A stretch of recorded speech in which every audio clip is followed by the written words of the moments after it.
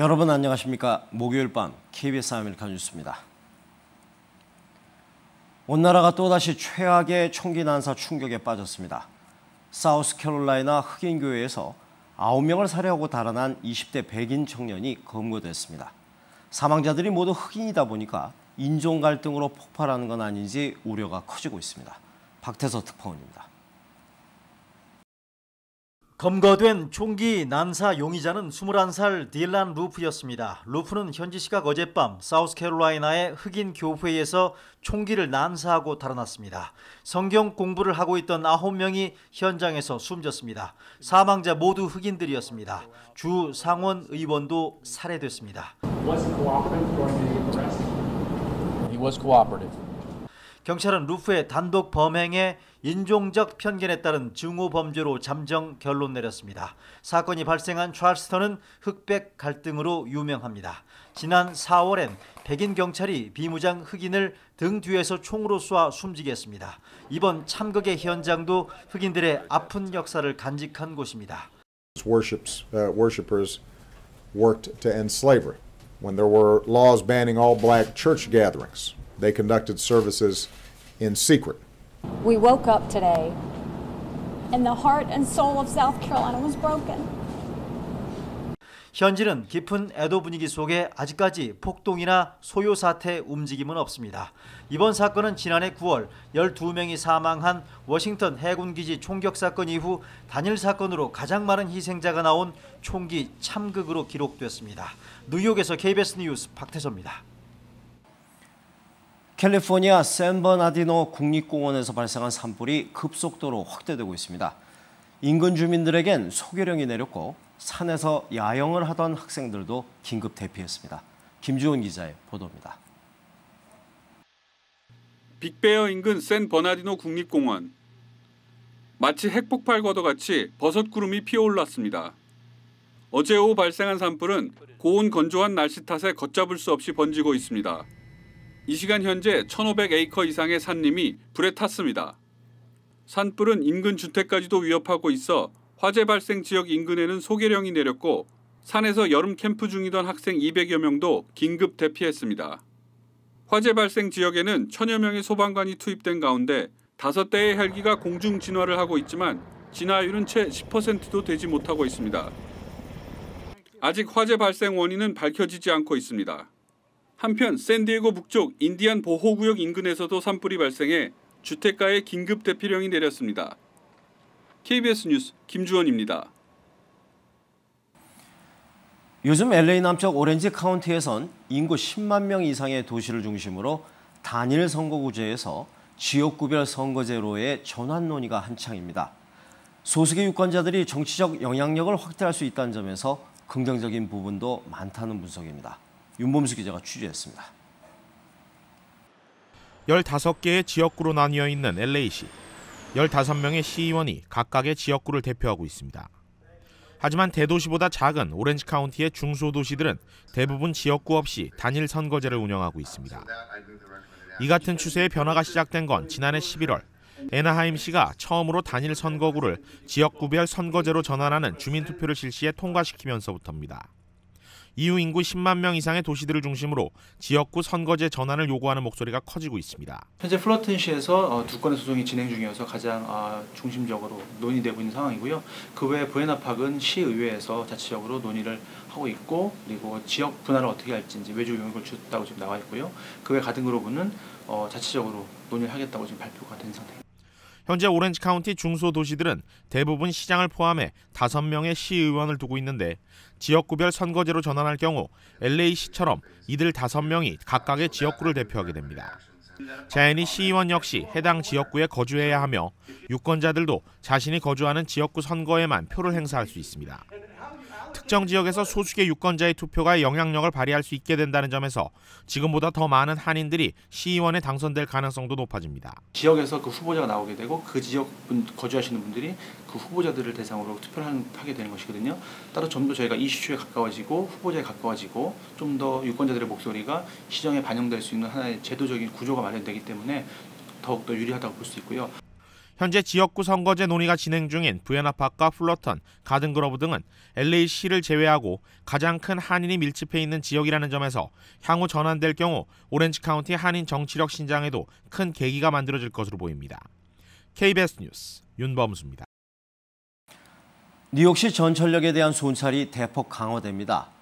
전년도 같은 기간에 비해 범죄율이 크게 높아진 데 따른 것입니다. 뉴욕에서 김일강 통신원입니다. 뉴욕시 전철역의 순찰이 강화됩니다. 지난 5월 범죄 발생률이 지난해 같은 기간에 비해 20% 이상 증가한 데 따른 것입니다. I see people attacking other people. I seen people take people's cell phones. It's been a lot of hostility. 뉴욕시경에 따르면 지난 한 달간 전철 내 강도 사건 발생은 48건. 지난해 같은 기간 29건에 비하면 66% 늘어났습니다. 또한 폭행 사건 역시 111건이 발생해 지난해 같은 기간 대비 25% 증가했습니다. 뉴욕시경이 내놓은 대안은 CCTV 설치 확대와 야간 순찰 강화 그리고 경관 추가 배치 등입니다. A lot of SEALs got to talk about their analysis of crime in their district, come up with a few good ideas, and it was very productive. 뉴욕시는 관광객이 크게 늘어나는 여름철이 되면 범죄율이 급증하는 경향을 보입니다. 지금까지 뉴욕이었습니다.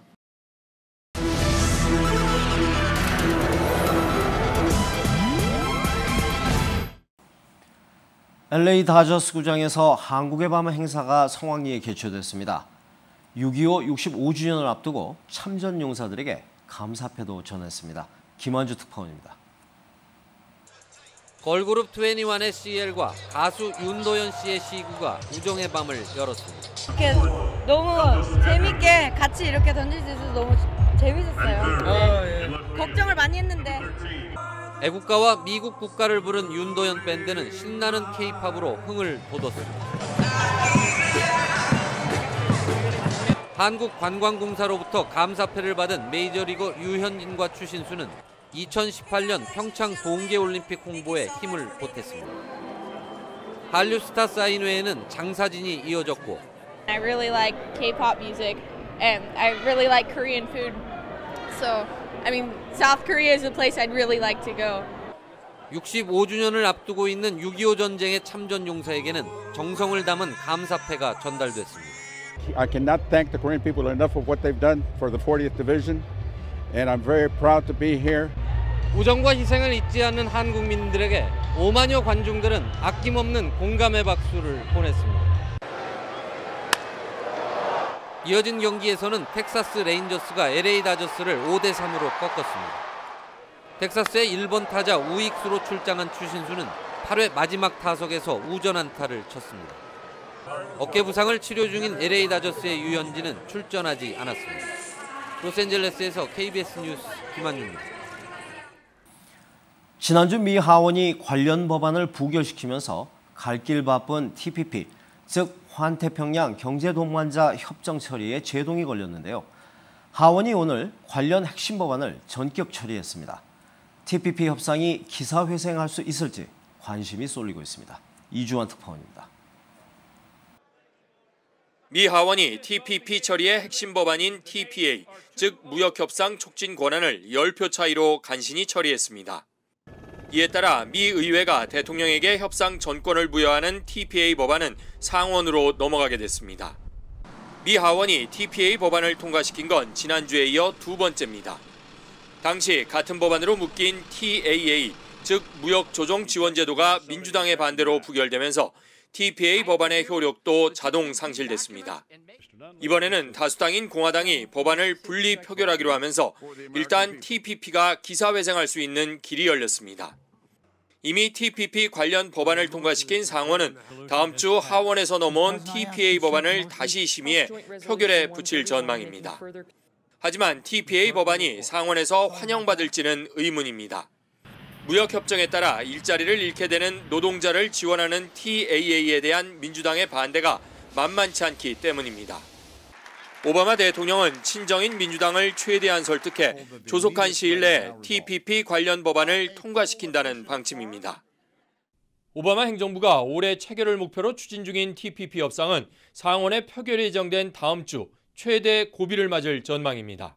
워싱턴에서 KBS 뉴스 이주환입니다. 교황이 극단적인 기후변화를 막고 지구를 구하자란 내용의 회칙을 발표했습니다. 부유한 나라들이 환경오염에 책임을 지고 문제를 해결할 것을 촉구하면서 찬반 논란도 가열되고 있습니다. 박성용 특파원입니다. 프란치스코 교황이 환경 문제 해결을 촉구하는 회칙을 발표했습니다. 교황은 기후변화, 지구온난화의 원인으로 인간의 활동과 화석 연료의 사용을 들었습니다. 교황은 지구온난화로 가난한 자들이 고통받고 있다고 지적하고 부유한 나라들이 기후변화에 책임을 지고 문제 해결에 나서라고 촉구했습니다. 기후변화가 전쟁을 일으킬 수도 있다고 경고했습니다. Questo documento che si pone nella linea della dottrina sociale della Chiesa. 가톨릭 성직자와 신자들에게 보내는 회칙이라는 형식을 통해 교황이 환경 문제를 언급한 것은 유례를 찾기 힘든 이례적인 일이라고 외신들은 보도했습니다. 특히 환경 오염의 책임이 부유한 나라들에게 있다는 점을 명시해 큰 파장을 불러오고 있다고 전했습니다. 유엔은 교황의 회칙에 환영 의사를 밝히고 현재 추진 중인 기후변화 협상이 힘을 얻을 것으로 기대했습니다. 달라이라마 등 다른 종교 지도자들도 찬성 입장을 보였습니다. 그러나 미국 대선 예비 후보인 잽 부시 등 일부 정치인들은 종교와 정치 사이의 선을 넘었다며 교황의 회칙을 비판했습니다. 파리에서 KBS 뉴스 박상용입니다. 오늘 뉴욕 주식은 1% 안팎으로 상승했고 나스닥 종합지수는 사상 최고치를 기록했습니다. 원달러 환율은 1,105원 70전입니다.